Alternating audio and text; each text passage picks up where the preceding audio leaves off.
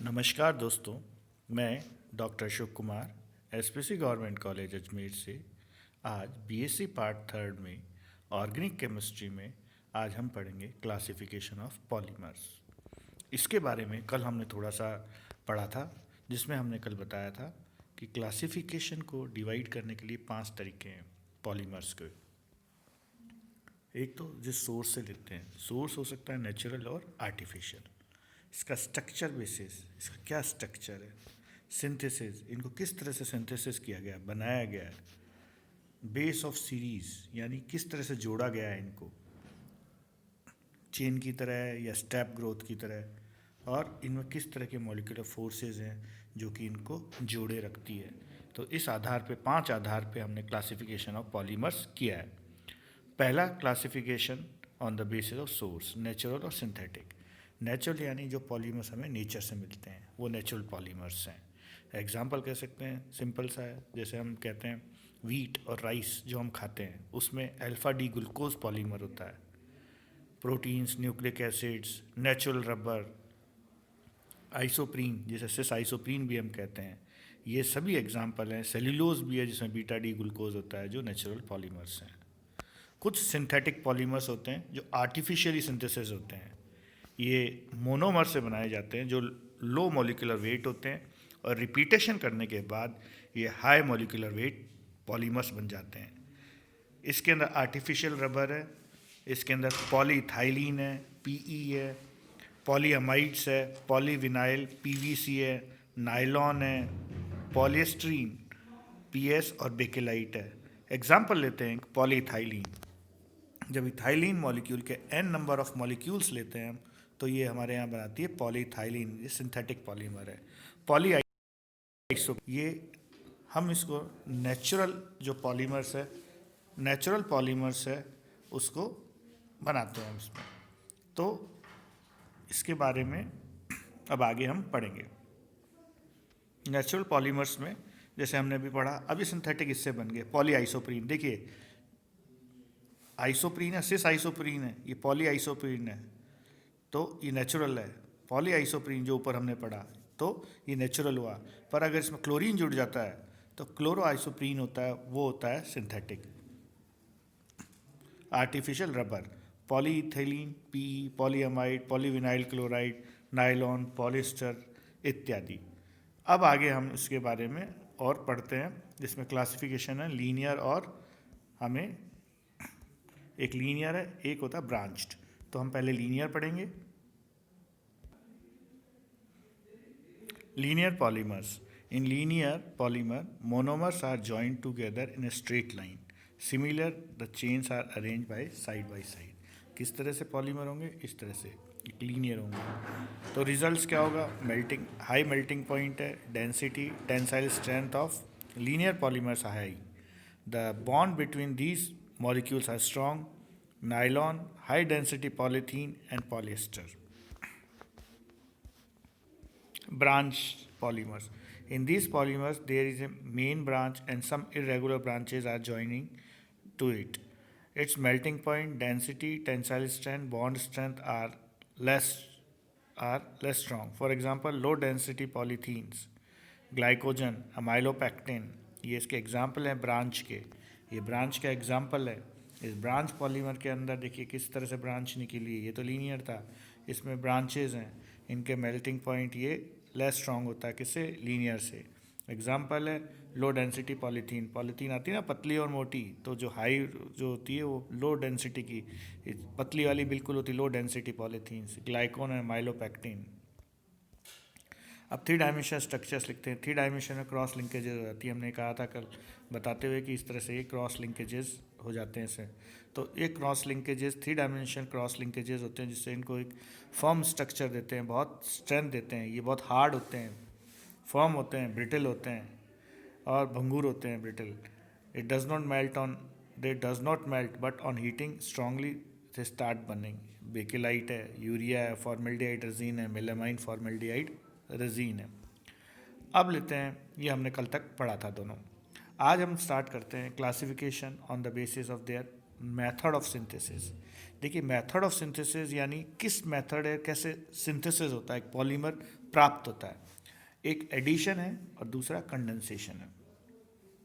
Addition में क्या करते हैं, हमने कोई पॉलीथीन यूनिट पॉलीमर बनाया, तो उस पॉलीमर को बनाने के लिए जैसे ए एक पॉलीमर है, अब इसको बनाया कैसे, जब हम ए के बहुत सारे मोनोमर्स ए प्लस ए प्लस ए प्लस इस तरह से बहुत सारे मोनोमर्स जब हम उनको ऐड करते हैं, इस एडिशन में कोई भी बाई प्रोडक्ट नहीं निकलता।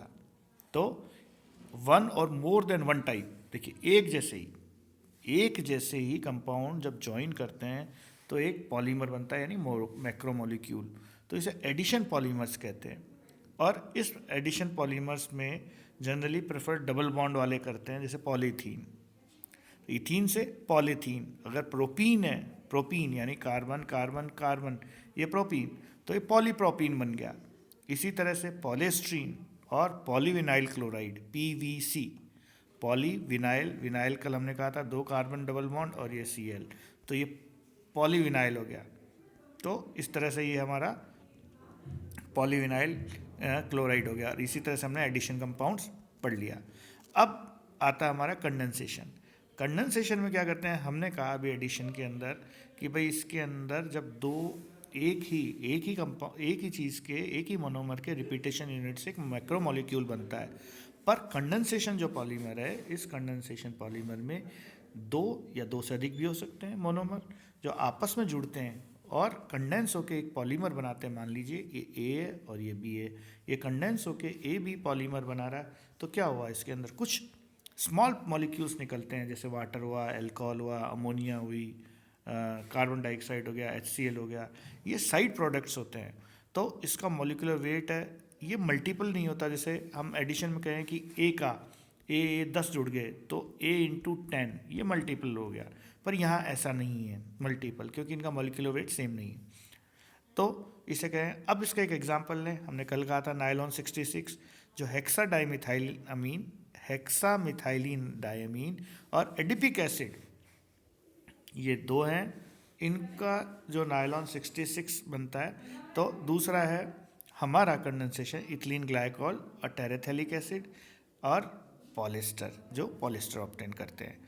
तो इस तरह से हमने कहा कि कंडेंसेशन पॉलीमर्स बना। तो 2 हो गए, किसके बेसिस पे, classification the basis of synthesis, addition and condensation polymers. तो इस तरह से अब हम एक इसका नेक्स्ट पढ़ते हैं, basis of growth of polymer chain. भाई पॉलीमर चेन कैसे बनी, हमने कहा कि भाई पॉलीमर बन गया, ए पॉलीमर बन गया। भाई बना कैसे पॉलीमर, ये तो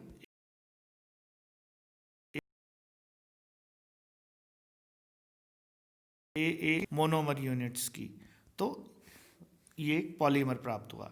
when monomer units form polymer by increasing chain, तो इस चेन को कैसे हो सकती है, एडिशन पॉलीमर से। एक ही मोनोमर यूनिट सिंगल के addition polymers, the polymer obtain is a chain growth polymer.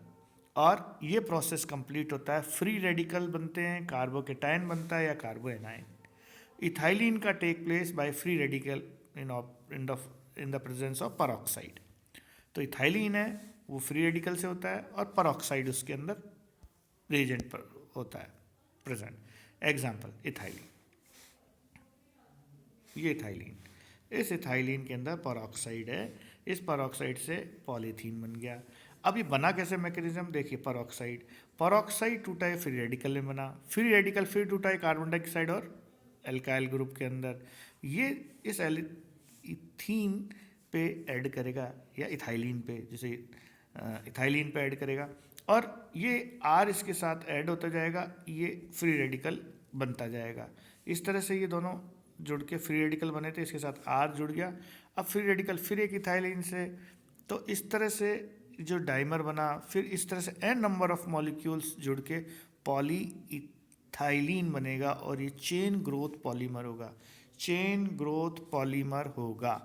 अब दूसरा है अपना स्टेप ग्रोथ पॉलीमर। देखिए वो चेन ग्रोथ था, यानी एक ही पॉलीमर रिपीटेशन हो रहा था और वो उसके अंदर फ्री रेडिकल मैकेनिज्म था, कार्बोकेटायन था, कार्बोएनायन था, और परऑक्साइड की प्रेजेंस हुआ था, particularly in the double bond group. अब स्टेप ग्रोथ पॉलीमर है, इसके अंदर रिपीटेशन प्रोडक्ट कंडेंसेशन, ये कंडेंसेशन पॉलीमर में होता है, तो इसमें कुछ प्रोसेस में वाटर, अमोनिया और एल्कोहल, एसिल निकलते हैं। ये एग्जाम्पल है बेकेलाइट और फिनॉल का। टेरिलीन फ्रॉम टेराथैलिक एसिड और इथिलीन ग्लाइकोल। टेरिलीन किससे प्राप्त होता है हमें? टेरिथैलिक एसिड, थैलिक एसिड और इथाइलिन ग्लाइकोल। थैलिक एसिड और, अब इसके अंदर AX ये मोनोमर है, BX, ये दोनों XY प्रोडक्ट निकल गया, जिसमें से ये HCl भी हो सकता है, अमोनिया भी हो सकता है, वाटर भी, बना AB। अब ये AB यूनिट्स ग्रोथ करेंगे, AB, इस तरह से जो प्रोडक्ट बनेगा ये स्टेप ग्रोथ पॉलीमर होगा, जिसके एग्जाम्पल बेकेलाइट है, टेरिलीन है, नायलॉन 66 है, ये सब इसके एग्जाम्पल है। इसी के साथ आज कक्षा यहीं समाप्त करते हैं। कल आगे हम इसके और एग्जाम्पल्स जो पढ़ेंगे। धन्यवाद।